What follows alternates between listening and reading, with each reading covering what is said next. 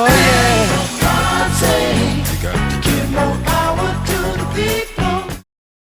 Matters family. Today we are joined by Tim Watson. He is with the Small Business Administration and he is here to let us know the current status of hurricane relief efforts in our area, some programs, upcoming deadlines, and things like that. So thanks so much, Tim, for joining us today. How are you? I am well. Thank you for having me. I definitely appreciate it. Yeah, thank you so much for reaching out. We are a vehicle to make sure our community has needed information. So we really appreciate you all reaching out and getting this scheduled for us. So I understand you are based in the Atlanta area. Have you been working on this particular hurricane for a while? Have you always been assigned to it, or did you come to this project a little later? Came to the project a little later, but the declaration itself began in September because the current dates are September 24th through October the 30th. So we have been here for quite a while. We have had one extension because the original deadline date was February the 7th, and then it got extended to April the 27th for the physical damage deadline. Okay, okay. So you all been hard at work, and that's certainly one of the things we want to convey to our listeners today is that sometimes progress seems slow, and sometimes it seems like, gosh, it's taking forever to get through this application process. But there's a lot that's been happening there in the area. So this will be an opportunity for you to share that. But first, please tell me, what are programs being offered by the SBA? Because I know a lot of times when people will see Small Business Administration, they'll think it's just for business owners, but I don't think that's quite right. So if you can describe the programs that you all have made available to people who did incur damage from the hurricane, that would be great. Yes, absolutely. And I'm glad you asked because it's always a confusion, misconception, misunderstanding, misdiagnosis, right? So naturally, with the United States Small Business Administration Office of Disaster Recovery and Resilience, and I say the full name because we have a difference in the local district office, which is the SBA, who provides loans that are non-disaster. Just putting that out there. So our side of things is we respond to the disasters around the country. And just for the listeners to know, the governor has to submit a request to the federal government.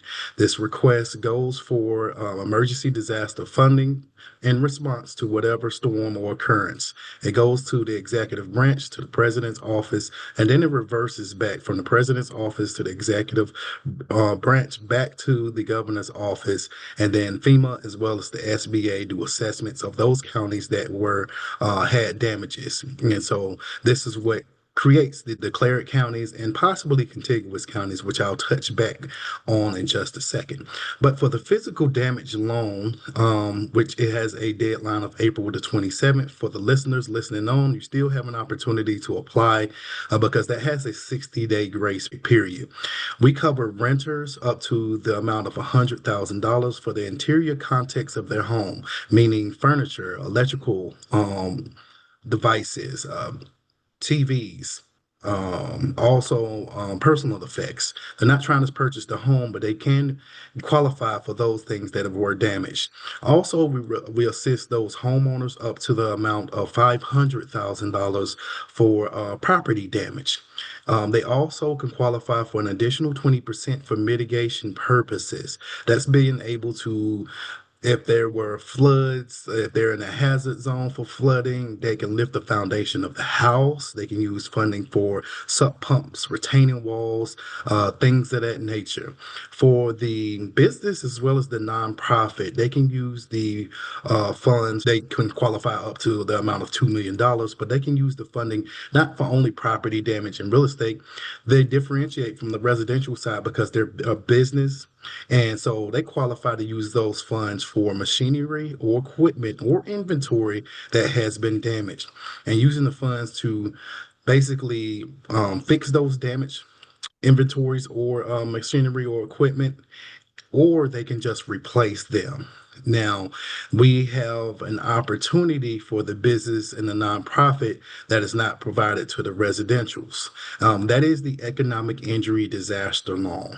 This loan basically assists those businesses and nonprofits with working capital loans to help small businesses, small agricultural cooperatives, small businesses engaged in agriculture, and most private nonprofit organizations of all sizes to meet their ordinary and necessary financial obligations that they cannot meet as a direct result of Tropical Storm Helene. These loans are intended to assist through the disaster period. So we have these programs in reference to assist those who may have had any form of damages.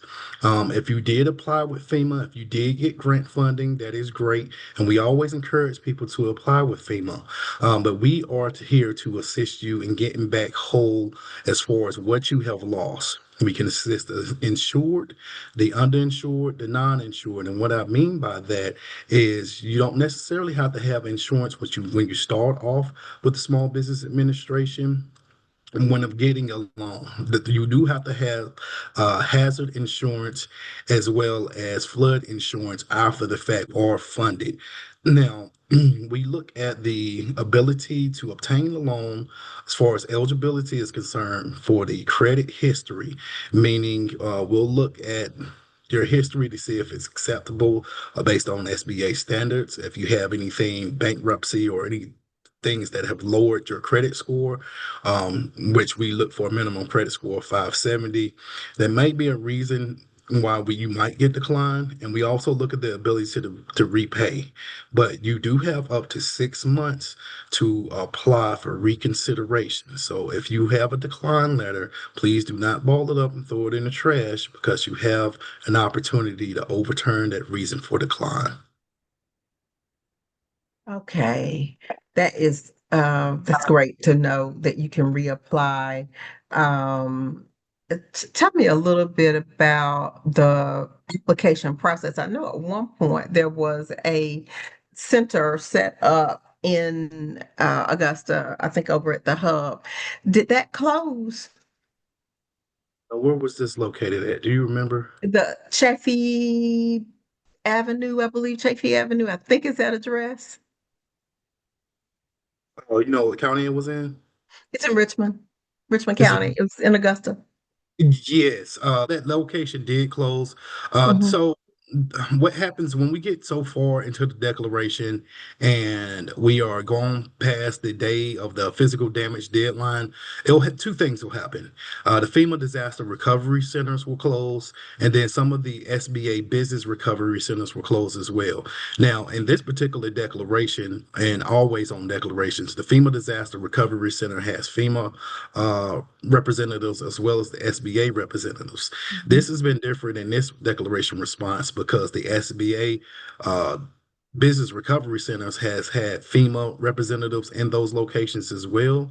In some locations they have pulled out as they need or needed other declarations that have come down. But I'm Hmm. going to give you the locations that we have now that actually have an extension right now to the 26th of this month of May.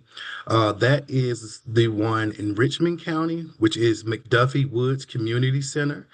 Address is 3431 Old McDuffie Road in Augusta, Georgia. That center has an opening time of 8 a.m., closing at 6 p.m., Monday through Saturday. We have the Coffee County location and Satilla Regional Library. Address is 206 Madison Avenue, Douglas, Georgia. Start time is at 7 a.m., closing at 4 p.m. The Lowndes County location is at Crossing Jordan Baptist Church, 1401 Cypress Street, Valdosta, Georgia. And last but not least, the Telfair Community Service Center at 91 Telfair Avenue, McRae, Helena, Georgia. Start time 8 a.m. to 5 p.m.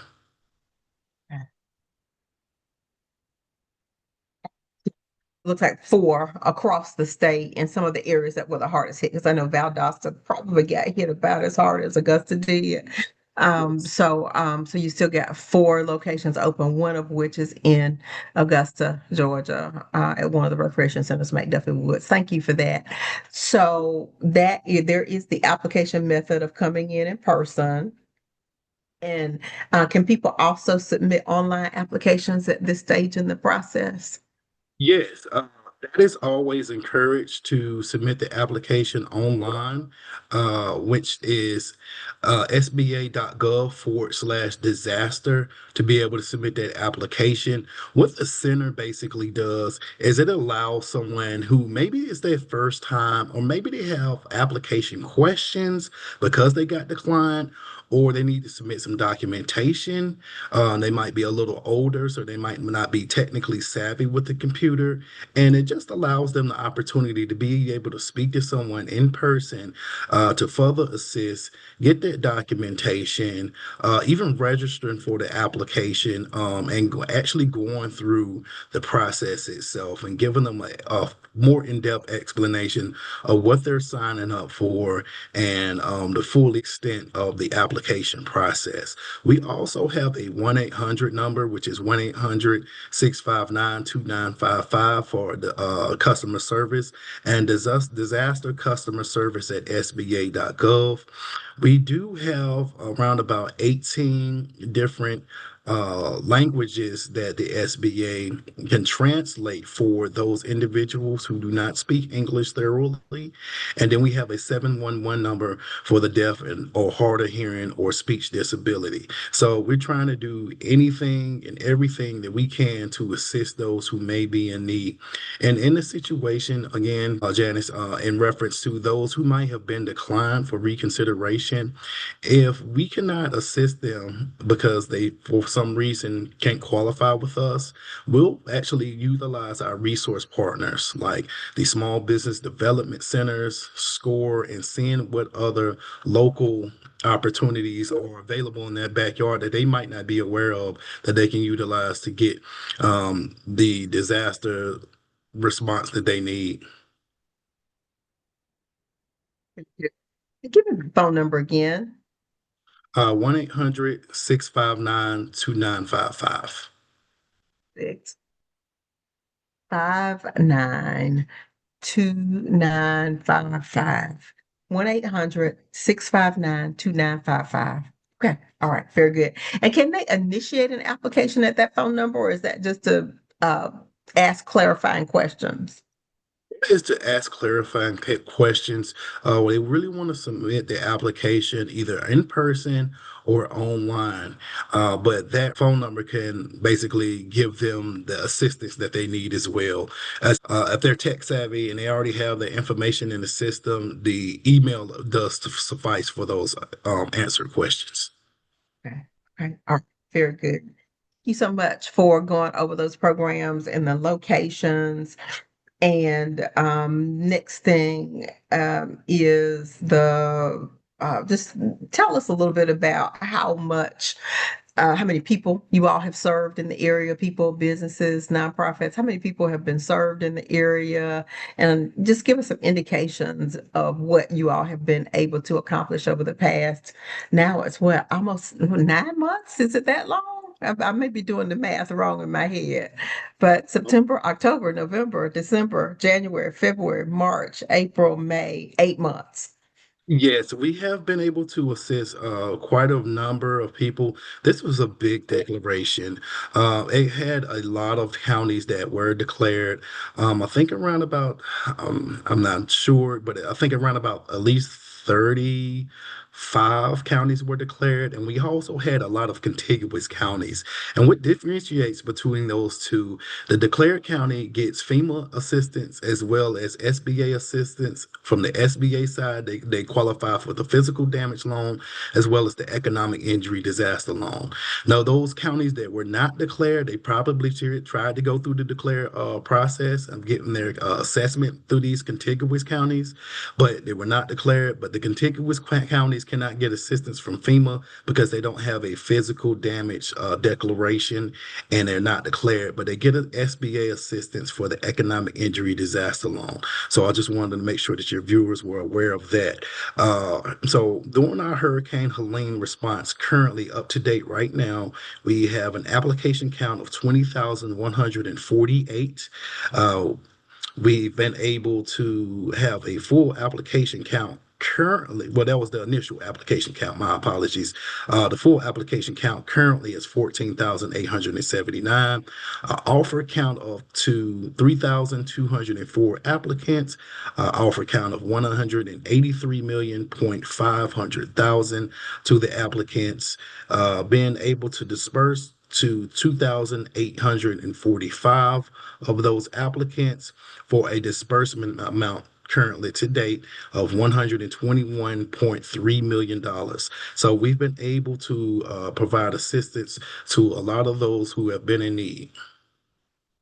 Okay, let me make sure I understand it because you're going through those numbers real quickly. You said 2,845 applicants received a disbursement. That's Did I get correct. that right? Okay. Yeah. All right. And the total for that is So it is $121.3 million. 121.3. All righty. So, and those disbursements, is that just that is throughout the state for those 35 or 40 counties that you referenced earlier, or is that statewide number? Throughout all of the counties that declare, as well as the contiguous counties who have had some form of disbursement. Okay. So 2,845. And did you say there were 20,000 applicants earlier? Yes. Initially, we had 20,148, and then the full application count dropped to 14,879 applicants. So for whatever reason, this always happens. We'll have an initial application count, and so people have the option with the SBA. There is no obligation for you to finalize your loan. The application is free, and even if you get to the end of the application and say, Janice, hey, I was funded. I'm not sure. You're in a situation of you can question, hey, I'm not sure if I want to take this amount of money. And you have up to 60 days to go through the process of whether you're going to accept it or not. If you don't accept it, obviously it goes back to the SBA.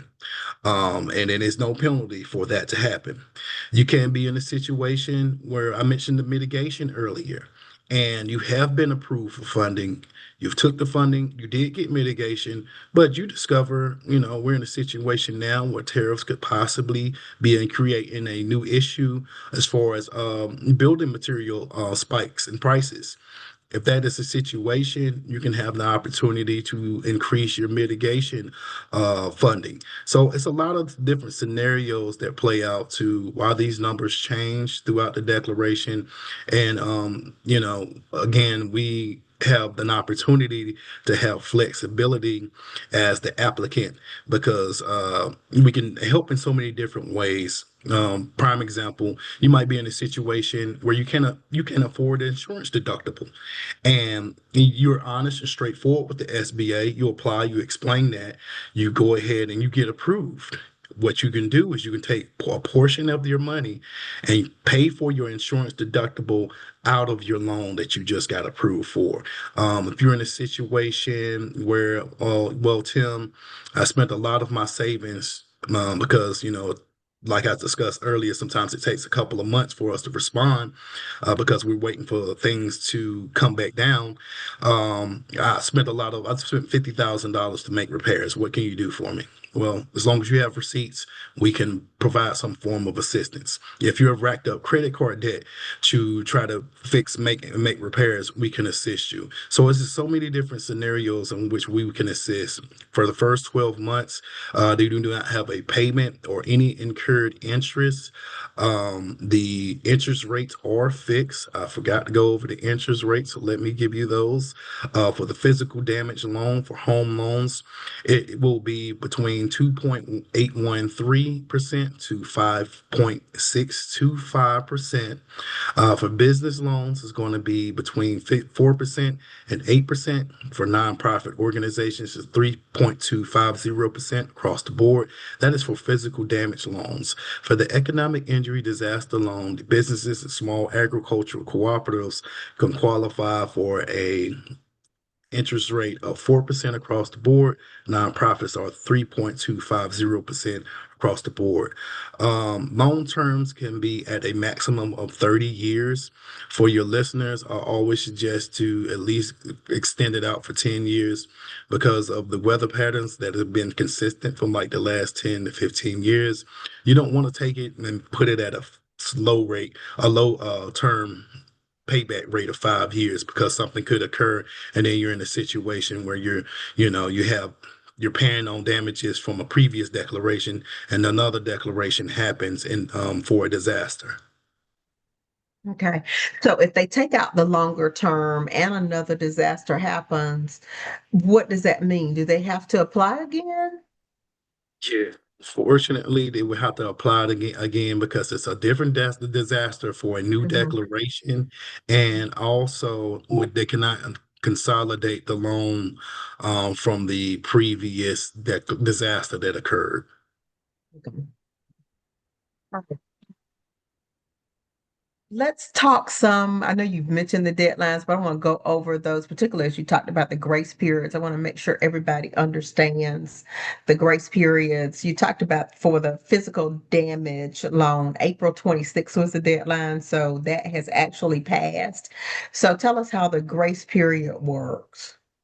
Yeah, so the grace period, it was April 27th, but the grace period starts exactly after that date. So after the 27th, that's when the date that 60-day grace period starts immediately after that time has passed. And that's for the physical damage loan of April 27th and the economic injury disaster loan for June 30th. So people have an opportunity to apply for those programs beyond those deadline dates. It's better to obviously apply during the deadline time frame because you want a fast response. And sometimes in a situation we are just pulled to other disaster so that we have to be at. We're still here, thank goodness. So people can have the opportunity to speak to someone in person and kind of get a full clarification of the registration and the application process and being able to work with our diligent customer service team and getting a response. So hopefully what we are trying to do is get them a full application package, meaning all documentation that's needed from them, whether it's the phone number, just to make what you need to apply.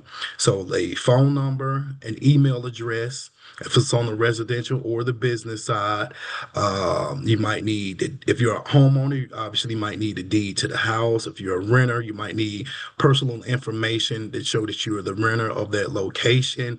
If you're the owner of a property or, the owner of a business, whoever is the owner. And I don't care if it's just 1 to 5% of ownership. All of those individuals have to be on that loan because if they're not, and SBA finds out, they're going to either reject the loan or they're going to say you need additional information.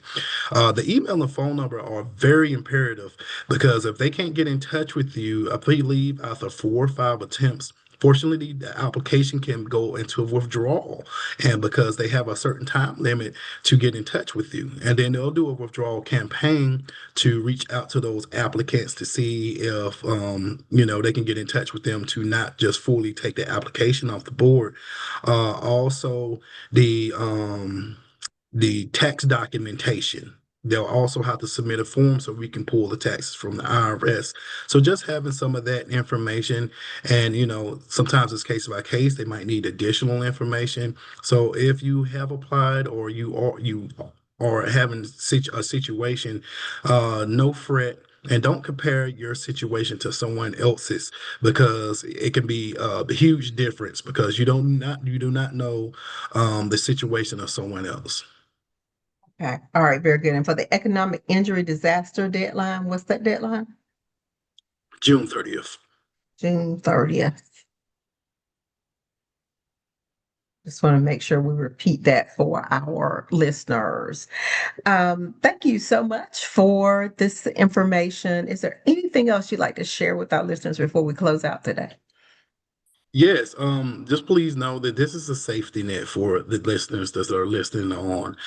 There is no obligation for you to take the loan. It is a good safety net. It gives you an opportunity to see what you can qualify for. If you do have multiple businesses or multiple nonprofits, as long as they are you show ownership, you can apply to multiple of those. And again, the phone number to apply, well, the phone number for customer service is 1-800-659-2955. Going online to sba.gov/disaster to be able to apply, and making sure that you try to go into these recovery centers, or if you're in a close proximity. All right, great. Thank you so much, Mr. Watson, for joining this episode of Local Matters to keep our listeners informed. Thank you, Miss Jackson.